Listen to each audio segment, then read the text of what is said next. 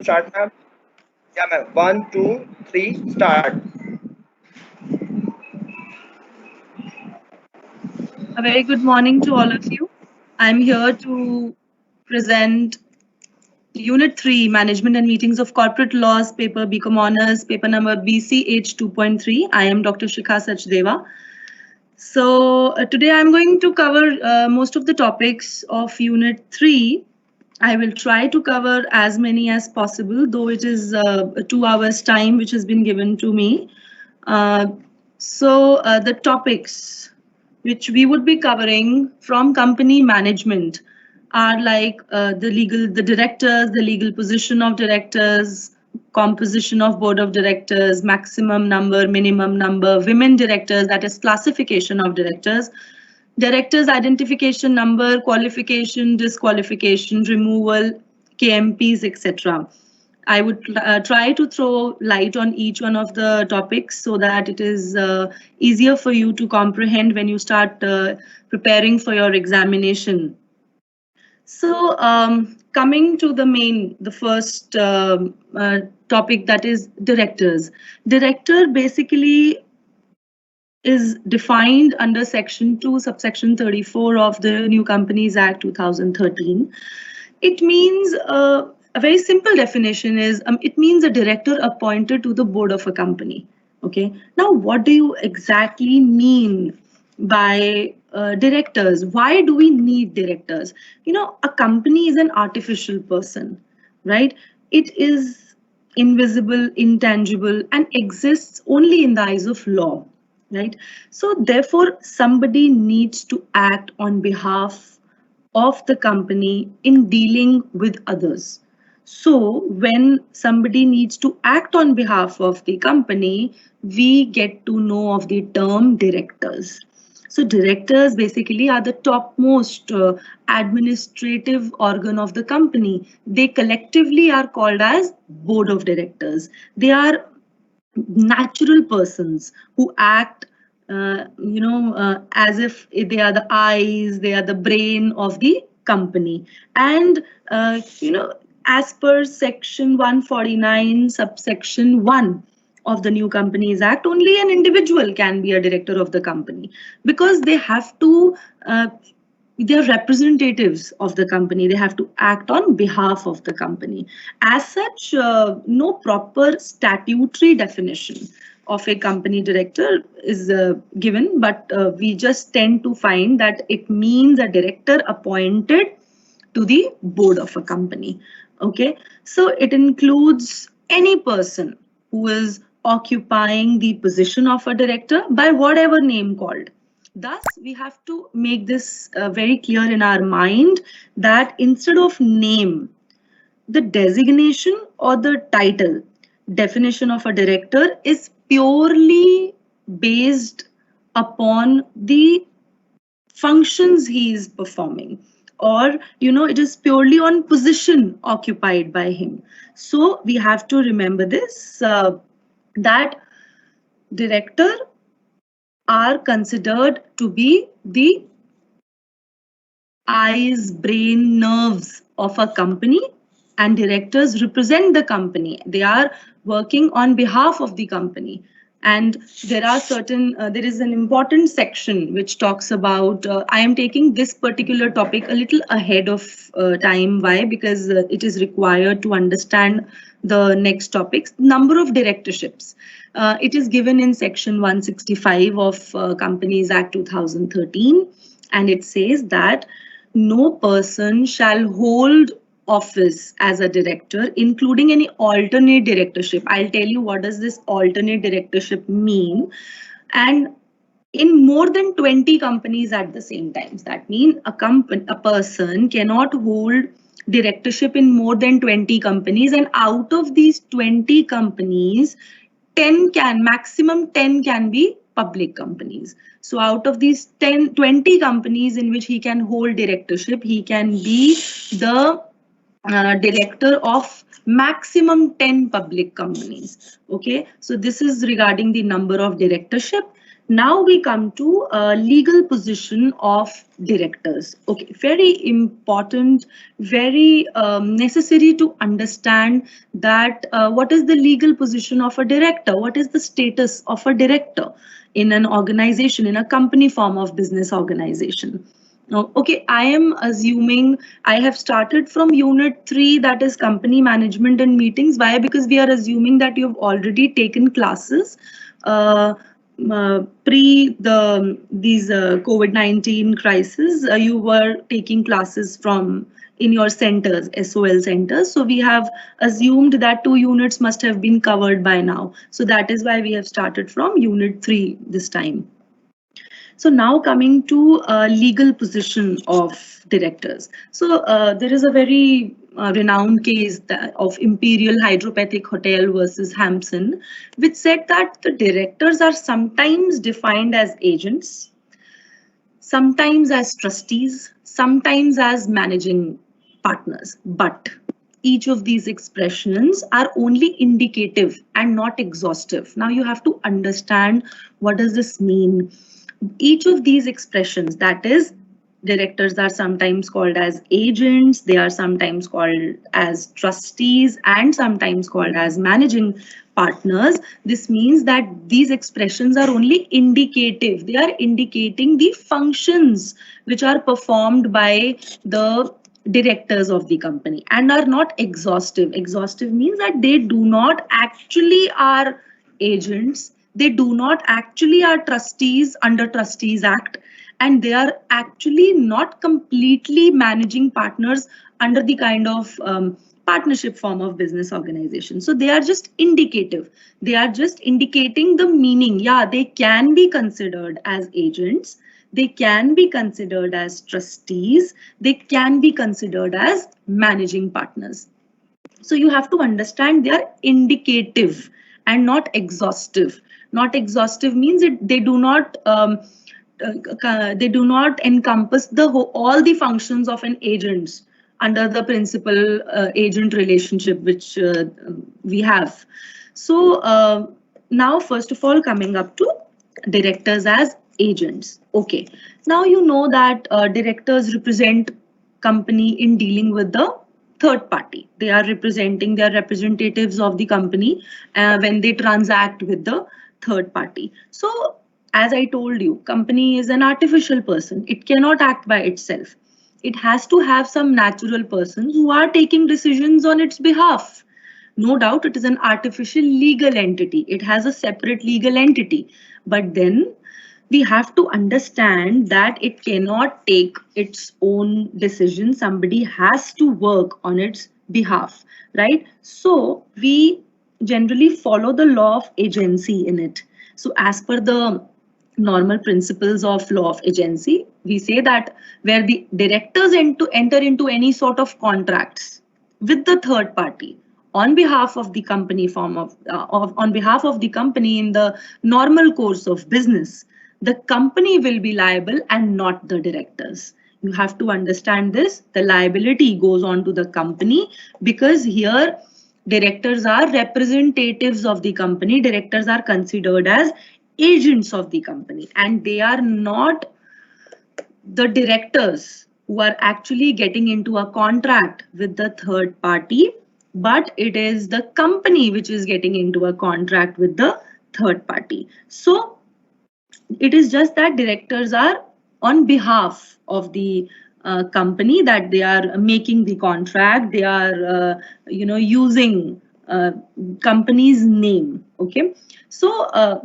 but we can also say here that directors are not completely like agents.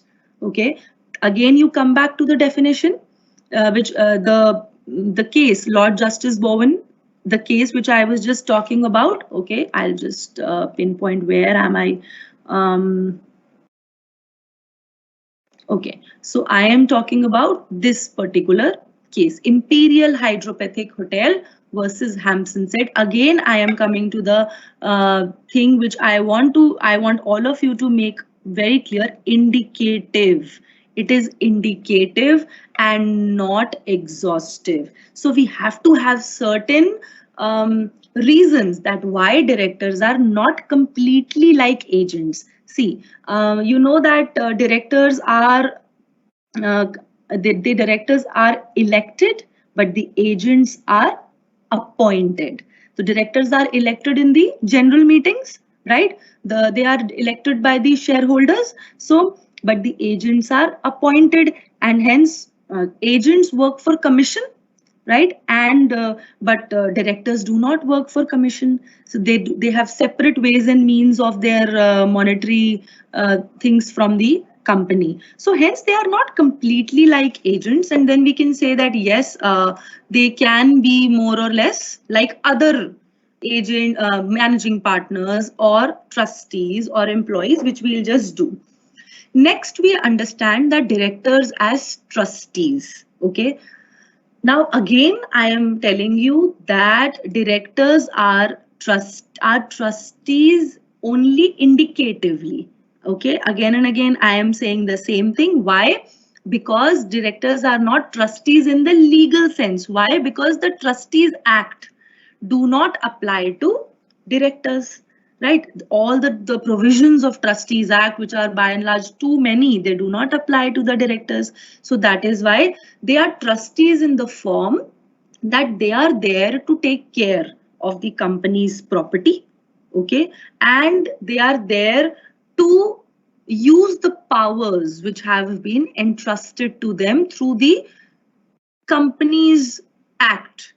Okay, the powers which they have, they have, you know, the powers which have been entrusted to them driven from Companies Act, they have to just use them in a manner which is in a kind of a, they are in a fiduciary position. They are in the fiduciary position means that they are in a way people, those who are, they are using the power of trust. You know, directors are people who are at the topmost administrative organ of the company. They are the topmost people who are involved in decision making, policy making, and they are actually involved in the substantial affairs of the company, in managing the substantial affairs of the company. So they are people who have the power of trust. So that is why we are saying, that is why we generally say that directors are trustees, not in the legal sense, as the rules applicable under Trustees Act do not apply to directors. They are trustees in the way that the company's money or company's property which comes into their hands or which is actually under their control, they have to manage them with trust, proper, you know, they have to manage them and they have to use their powers in a very trustworthy manner. Next comes your directors as managing partners. You know, though there are different types of business organizations. There is sole proprietorship, there is partnership, there is company form of business organizations, there is LLP. So we have in different types and kinds of business organization existing. So when a director can be considered as a managing partner, director can be considered as a managing partner when sometimes, you know, company can be likened or considered as a large partnership, where directors are responsible for managing its affairs, okay, and the shareholders are considered as virtually dormant partners. What do you mean by dormant? Sleeping partners. Okay, those who are not involved in managing the day-to-day affairs of the company, but they are there, they are partners. Of course, you know that shareholders have a limited liability to the extent of the shares they have put in the company, the shares they have of the company. So they have stake in the company. So they are like dormant partners. If we talk about directors as managing partners, okay, directors can be considered as managing partners only and only by virtue of the position, as they are involved in managing the affairs of the company. And however, they are not completely like partners. Again, we can say that they are not completely like partners because they cannot bind other directors as partners. Excuse me. In a firm, as partners in a firm can do. So they are also subject to retirement, but partners rarely retire. Okay, but directors have to retire. This is a provision in the Companies Act that they'll have to retire.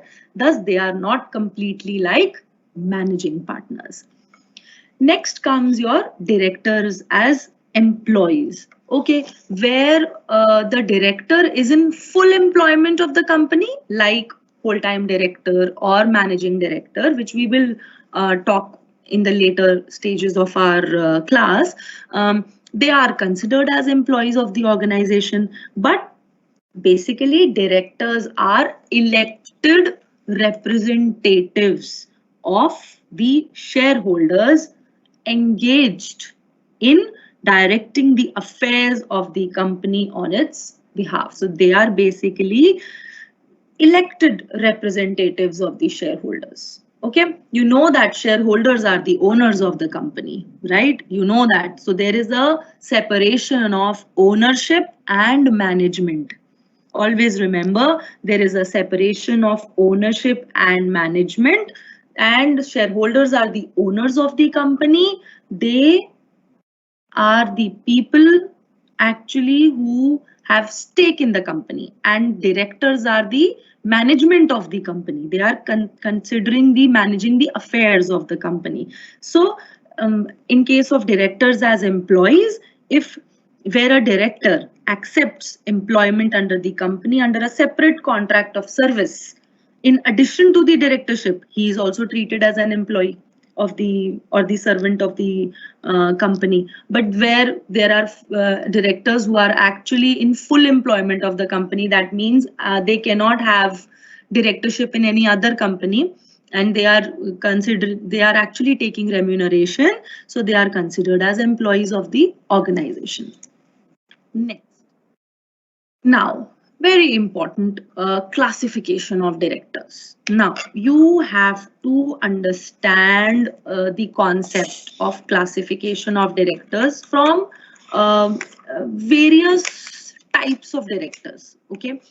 Now, you kind of try to listen to me very carefully. There are various kinds of directors, like deemed director, number one.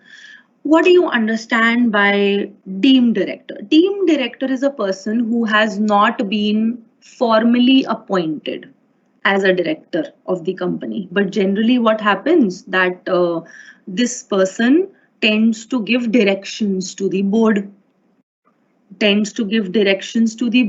and is accustomed to act, and the board is accustomed to act by his directions. That means वो directions देता है और board act करता है. Okay, he is giving directions and he or she is giving directions to which the board is accustomed to act. Now, accustomed to act, this is an important thing to understand here. What do you mean by accustomed to act? It here implies the repetitive behavior or acting as a matter of regular practice. That means ये चीज एक बार नहीं हो रही है, series of transactions में ये चीज हुई है कि बोर्ड किसी की बात को मानता है और उस पे एक्ट करता है, राइट? तो ये जो किसी है, जो this person who is actually directing the board will be considered as the deemed director, provided the board is accustomed to act. This is of repetitive nature. This is a regular practice which is happening, and it has happened in series of transactions. Okay. There is one catch in this definition of deemed director. You have to understand that the board is also accustomed to act on the advice of professional experts like chartered accountants, like solicitors, like auditors. But this advice given by a person in professional capacity, that person cannot be treated as deemed director. Okay, please understand carefully. Listen to me very carefully. A person is a deemed director when he is not formally appointed by the formally appointed as a director of the company in the general meeting, the way the directors are appointed, but who gives directions to which the board is accustomed to act. Accustomed to act मतलब repetitive nature की ये चीज हो रही है, regular practice है, कोई transaction होती है, the board tries to seek advice and follow the advice and act the way the other person advises. Okay, then that person, the other person is called as a deemed director. Okay, number two, you have to keep this in your mind that it does not include professional advisors. Professional advisors such as company secretaries, chartered accountants, solicitors, auditors, who are actually giving advice or directing the board from the point of view of from the perspective of professional advisors in professional capacity. They are not considered as deemed directors. Okay. Now, resident director. This is simple. Section 149, subsection 3 provides that every company shall have at least one director who has stayed in India for a period of not less than 182 days during the financial year. So you have to remember this. I have missed out one director in this, which is de facto director. De facto director. De facto director. I have missed out that, but I'll just tell you what is a de facto director. There is one more de facto director which we talk about, who has not been formally appointed, but yet openly declares that and openly assumes the position of a director despite the fact that he lacks authority and the right to act, and they are still de facto. He has not been formally appointed, yet openly act as or openly assume the position of a director despite the lack of authority and right to act. He doesn't have the right to act, he doesn't have the authority, but still he openly acts or openly assumes the position of de facto director, of a director. Then come to the concept of first directors. Okay, this is now important. You have to understand. First directors are appointed by the promoters. First director as in when the company has just got incorporated. They are the directors appointed by the promoters. So how is it like, how are they going to be appointed? Either their names are in the articles of the association, or they are basically appointed in a manner which is provided in the articles. Either their names are put in the articles that these will be our first directors, okay, or any sort of procedure which has been given in the articles for the appointment of the first directors. Now, if articles do not have anything regarding the first directors, if there is nothing mentioned in the articles of association regarding the appointment of the first directors or who are the first directors, then whosoever would be the subscribers or signatories of the memorandum of association are deemed to be the first directors. Who are individuals are deemed to be the first directors. Now, what exactly you have to understand is this is given in section 152 of the New Companies Act, that if there is no provision in articles of association of the company for appointment of first directors, then the subscribers to memorandum who are individuals, subscribers to memorandum who are individuals shall be deemed to be the first directors of the company until the directors are duly appointed. Okay, what am I talking about? I am talking about first directors here. Okay, first directors means who are going to be the directors immediately after the incorporation of the company. Because एकदम से तो general meeting नहीं हो सकती ना, तब तक first directors कौन रहेंगे? अच्छा, you have one important aspect here. You have to remember that first directors shall hold office till directors are duly appointed in general meeting. Okay, as per section 152 only, that if till the time the directors are duly appointed in the general meeting, the first director shall hold the office till that date.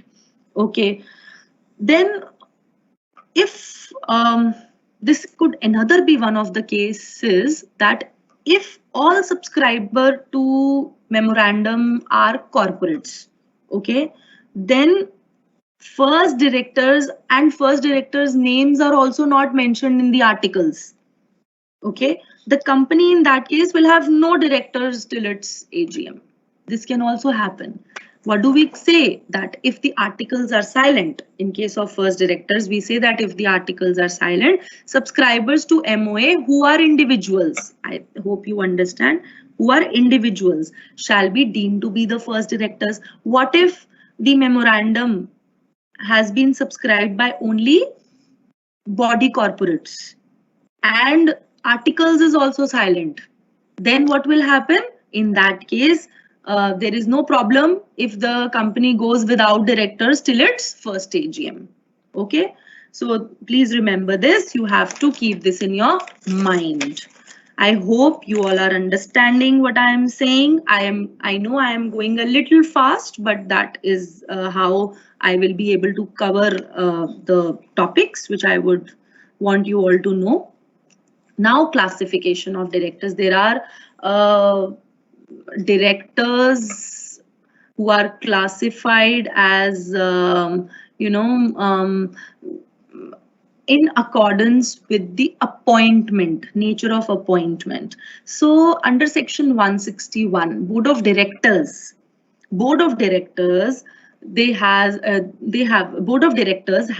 power to appoint directors if articles of course authorizes in the following 4 cases, right? In the following 4 cases, the board of directors have the powers to appoint directors in these 4 cases. Number 1, additional director. Okay, remember this. Under section 161 subsection 1. Now, what is an additional? Who is an additional director? First of all, additional. It is a very it is a shortcut to attract competent people on board. So, board of directors can appoint an additional director who holds office up to the date of next AGM or last date of which AGM should have been held, whichever is earlier. You just remember that board of directors has the power to appoint an additional director who holds office only up to the date of next AGM. So now there are certain conditions which you have to remember for additional directors.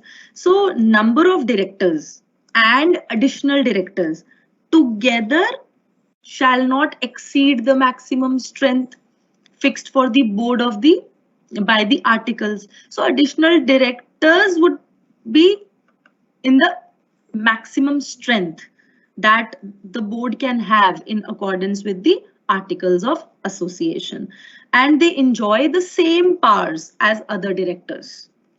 Additional directors enjoy the same powers. Basically, they are appointed in case of any sort of, when some competency is required, some project has come to the company and some sort of different competency is required, which the board feels that they lack.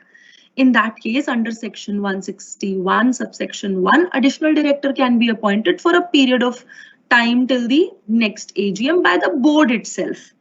Board has the power. So in such case, the director can be appointed through the board meeting. It's in the board meeting only, and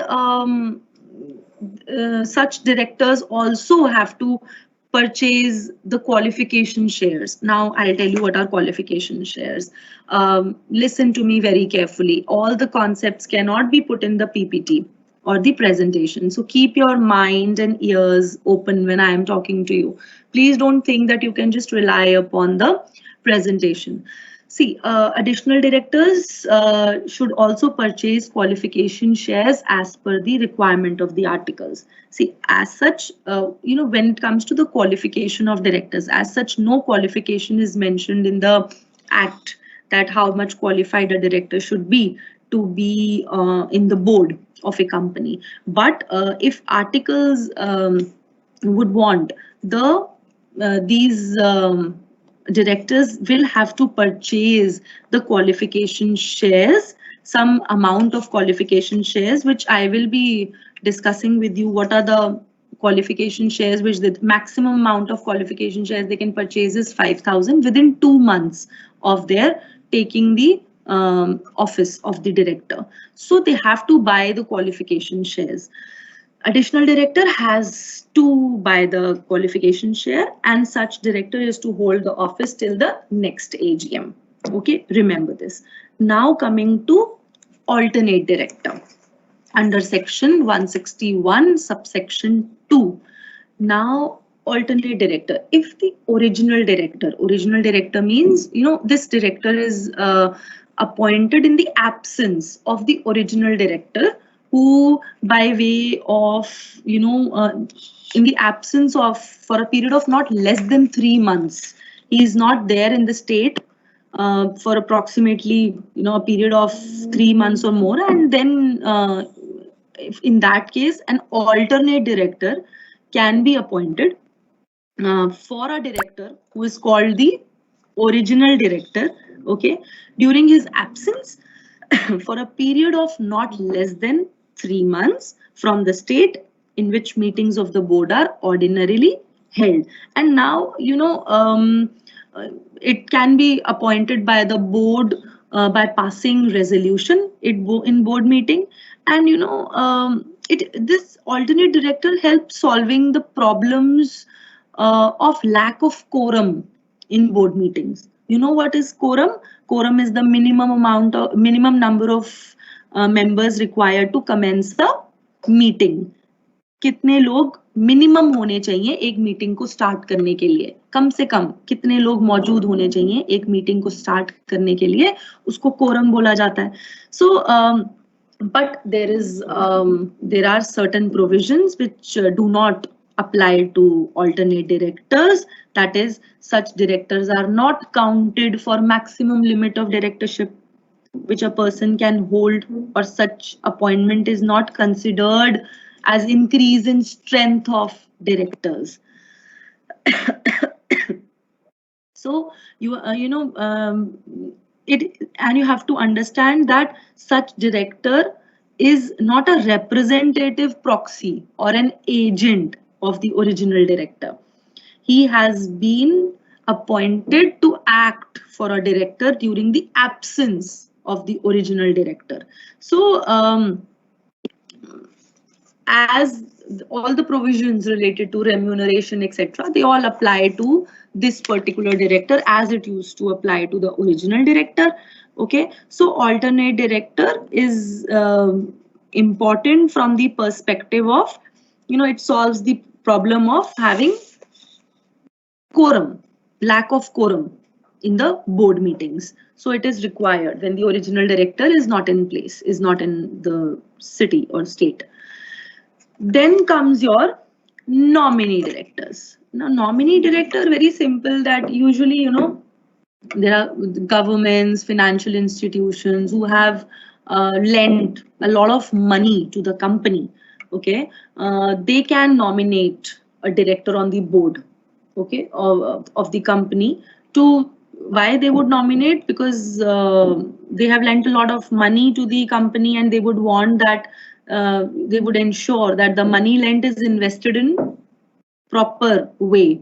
It is not misused. So the financial institutions and other lenders nominate a director on the board of the companies, financed companies. Financed मतलब जिनको उन्होंने पैसा दिया है, उनके board पर अपना एक नॉमिनी बिठा दिया जाता है, ताकि वो that person should keep a check कि जो भी पैसा इन्वेस्ट उन्होंने किया है, that is used in proper ways and means, and it is not misused. So that is a nominee director under section 161 subsection 3. Then comes your filling of casual vacancy under section 161 subsection 4. Now this filling of casual vacancy, इसको हम casual director और ad hoc director भी बोलते हैं. We call it as casual director or ad hoc director. You know, sometimes due to some uncertain event like death, disqualification, removal, insanity or insolvency, किसी भी illness, prolonged illness की वजह से the office of the director gets vacated. Okay, so because of this, but not by retirement, retirement की वजह से नहीं, या फिर tenure के खत्म होने की वजह से नहीं. Okay, किसकी वजह से? If the office of any director gets vacated before the expiry of his term, उसकी tenure को खत्म होने से पहले ही उसका ऑफिस वेकेट हो जाता है due to some reasons like death, disqualification under section 164. Insanity means he loses his mental balance. Removal or insolvency की वजह से some person has to vacate the office. Then in the place of that person, in order to facilitate smooth running of the company, in order to facilitate smooth running, ताकि आराम से सारे काम होते चले जाएं, तब हम casual vacancy को fill कर सकते हैं, and that person will be called as the casual director or ad hoc director. Ad hoc का क्या मतलब होता है? For the purpose of कि भाई उस समय जो काम है, जो purpose है, उसको fulfill करने के लिए हमने एक director को लगाया है, बिठाया है, because of any uncertain event which has happened. So this is important, and you have to remember this. Then comes an important concept of woman director under section 149 subsection 1. Okay, now the central government, CG, in the presentation, wherever CG is written, it means central government. It has prescribed such class or classes of companies, along with in the rule 3 also of the company's appointment and qualification of directors, rules 2014. देखिए, एक तो act होता है Companies Act. It is actually what the detailed version of the Companies Act is given through the rules. Rule क्या है? Companies act का ही हिस्सा है. ओके, तो कंपनीज एक्ट में तो सिर्फ प्रोविजंस दे दिए जाते हैं, बट उसका जो डिटेल्ड एक्सप्लेनेशन और उसके जो एक्स्ट्रा चीजें जो हमें ध्यान में रखनी है in order to follow those provisions, they are given in the rules. Okay, they accompany the act. तो कहीं पर भी अगर रूल लिखा है तो वो कोई और चीज नहीं है. Okay, it is a part of companies act जो आपको दिखेगा. आप कहीं अगर if you will try to find it on the internet, you will be able to very easily find out the rules also. You can find it on ICSI website also. It is very easily, the Companies Act is very comprehensively given there, and there are hyperlinks. You can easily navigate from one provision to another in just a click of the mouse. So you can go to ICSI website also to check all this.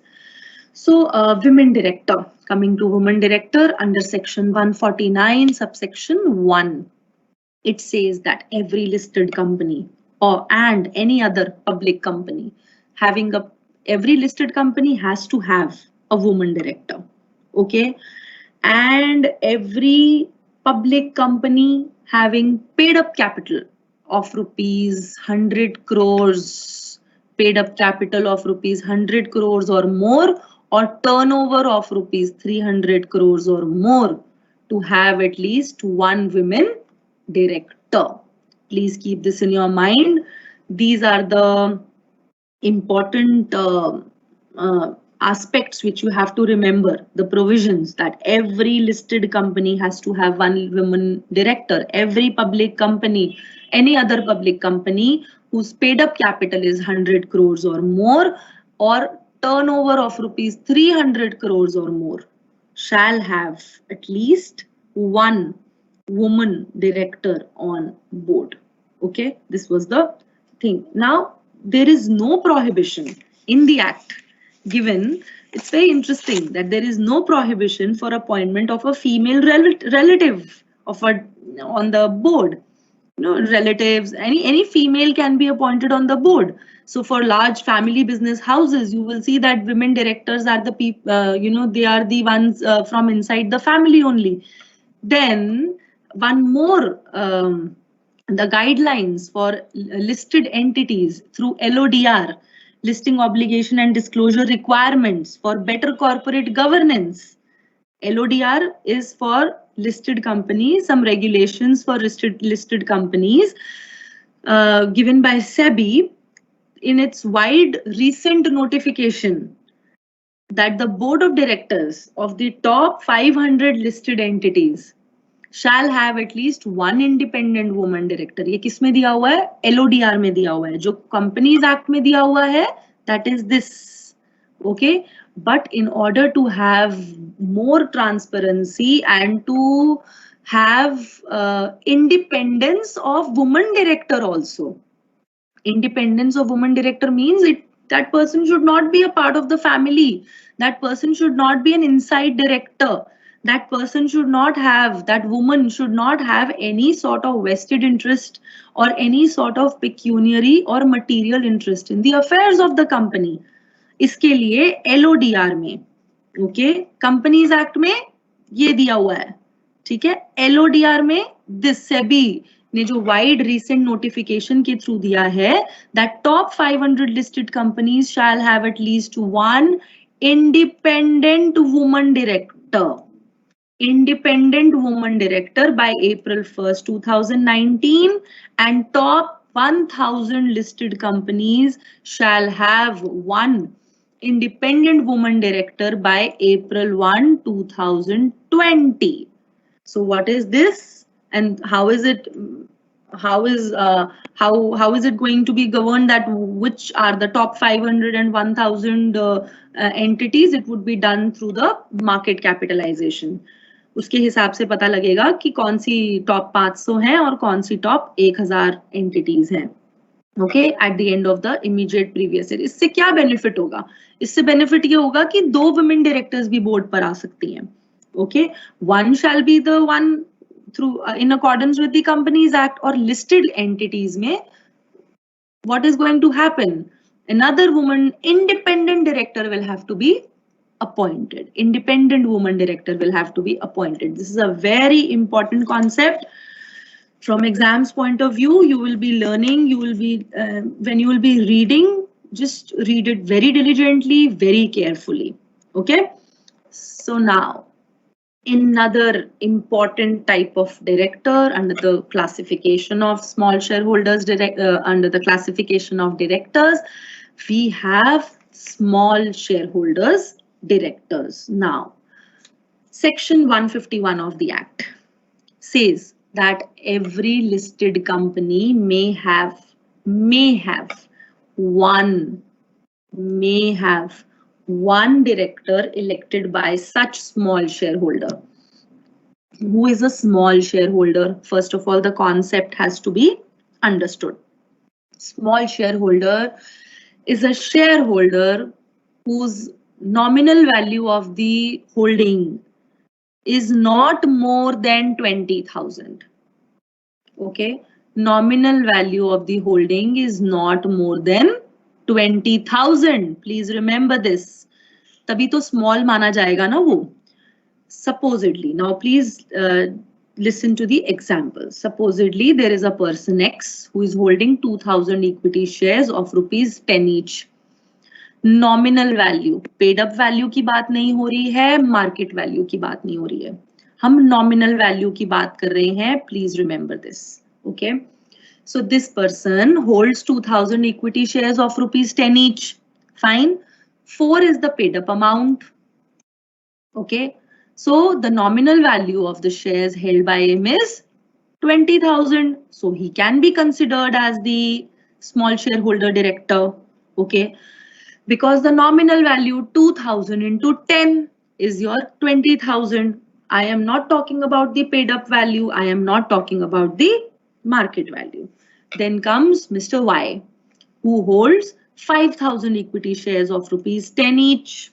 Rupees 4 is paid up, but Mr. Y cannot be considered as the small shareholder since the nominal value of the shares held by him is 50,000, which exceeds 20,000. So Mr. X will be considered as the small shareholder because the nominal value is 20,000, and Mr. Y will not be considered as the small shareholder. Why? Because the nominal value is 50,000. Though he has paid 4 rupees only as the calls of on the shares, calls of the shares, but that doesn't mean his nominal value will be 20,000. Okay, so here nominal value is relevant. Okay, it does not matter how much is the paid up value or the market value, as I have already discussed with you. However, so you have to remember that small shareholders who are the ones who are holding shares of nominal value of rupees 20,000, वो अपना एक representative board पर बिठा सकते हैं. Okay, अब उसके भी कुछ terms and conditions होंगे of course. So a listed company, अब एक listed company है, वो voluntarily, a listed company may elect small shareholders director suo moto. Suo moto means on its own, okay, or upon a notice of not less than 1,000 small shareholders. या तो खुद voluntarily एक listed company small share holder director को रख ले, अपने पास बिठाए, board पर रखे, या फिर it could be done by a notice of not less than 1,000 small shareholders or 1/10 of the total number of such shareholders, whichever is lower. Whichever is lower. For example, in a company there are 5,000 small shareholders. Okay, 1/10 of the total number of such shareholders would be 500. तो यहाँ पर क्या option है? 1,000 small shareholders notice दें या फिर 1/10 of the total number of such shareholders, whichever is lower. तो lower कौन सा हुआ? 500. तो in that case जहां पर सिर्फ 5,000 small shareholders हैं, वहां पर 500 लोग भी notice दे सकते हैं. Okay, so this could be done voluntarily या फिर it could be elected by the small shareholder director by a notice. पहले उसमें notice देना पड़ेगा. Notice में एक intention to propose a candidate needs to be given at least 14 days before the meeting. Then the statement by the proposed small shareholders director, उनको 3 चीजें बतानी पड़ेंगी. सबसे पहले he has to have DIN, that is your director identification number. Okay, we will be discussing director's identification number in the next few slides, and it is an important concept. Okay, and he has to also undertake that he is not disqualified to become a director under section 164 of the act. Okay, section 164 of the act talks about the disqualification of director. कब एक director disqualify हो सकता है from his directorship? Okay, he has to give a statement in writing. He has to undertake, and then he has to give a consent that he is ready to act as the director of the company. And now small shareholder director is going to be an independent director. He will hold office for a period of 3 consecutive years, which cannot exceed this period of 3 consecutive years. Consecutive years means back to back. And he is not liable to retire by rotation. His grounds of disqualification is the same as which is given and specified under section 164. ये हम आगे करेंगे, अभी हमारी आगे की slides में है. And also grounds of vacation of office. If he ceases to be a small shareholder, अगर वो 20,000 से ऊपर, if he ceases to be a small shareholder or he incurs any of the disqualification or in persuasion of your section 167 and he ceases to meet the criteria of independence. You have to remember, अभी हम independent director को भी detail में पढ़ेंगे. What does it talk about? So we will be doing all the aspects in detail. So one thing you have to remember, okay, section 167 talks about vacation of office. Okay, it talks about vacation of office कि कब एक director को अपना office vacate करना पड़ता है. Okay, तो वो कब अपने office को, what all is are the provisions for the vacation of office for a small shareholder director, ये बताया गया है इसके अंदर. सबसे पहले अगर वो स्मॉल शेयर होल्डर नहीं रहता, दूसरा इफ ही अंडर सेक्शन 164 ही डिस्क्वालिफाइज, तीसरी बात same rules which apply under 167 which talks about vacation of office of director. इसके अंदर same बातें हैं जैसे कि I will give you an example what all is there under section 167. सबसे पहली बात कि disqualification हो जाए तब उसको vacate करना पड़ता है. दूसरी चीज, if he absents himself from all the board meetings, if he absents himself from all the meetings of the board during the period of 12 months, tab bhi he'll have to vacate his office and he doesn't with or without seeking leave of absence of the board. Matlab he is not attending the board meetings at all. He's contravening the provisions of the act under section 184. Under section 184 is relating to contracts or agreements in which he is directly or indirectly interested. Section 184 बोलता है that small shareholder director is an independent director. He is not supposed to be interested in the contracts or arrangements of the company. So if he is interested in the contracts or arrangements of the company either directly or indirectly, that means he is violating the provisions of being a small shareholder director. So remember this. So these are certain provisions under 167 which you can always check more, and you have to do that also. So then number of small shareholder directorship. A person shall not hold the office of small shareholder director in more than 2 companies. Okay, so and there is one more important thing. If the second company is in competitive business or is in any sort of conflict with the first company, then he shall not be appointed in the second company. Please remember this. Okay, a person shall not hold the office of small shareholders in more than 2 companies. But इसमें भी एक catch है that अगर दूसरी company पहली company की competitor है या फिर there is some sort of conflict with the business, then he shall not be appointed in the second company. Okay, no association with the company for next 3 years. He shall directly or indirectly not be appointed or associated in any other capacity with the company, either directly or indirectly for a period of 3 years from the date of cessation. 3 साल के बाद जब उसका tenure खत्म हो जाता है, जो हमने अभी किया है 3 साल consecutive years के बाद जब उसका टेन्योर खत्म हो जाता है, then he shall not be appointed or associated with the company in any other capacity also.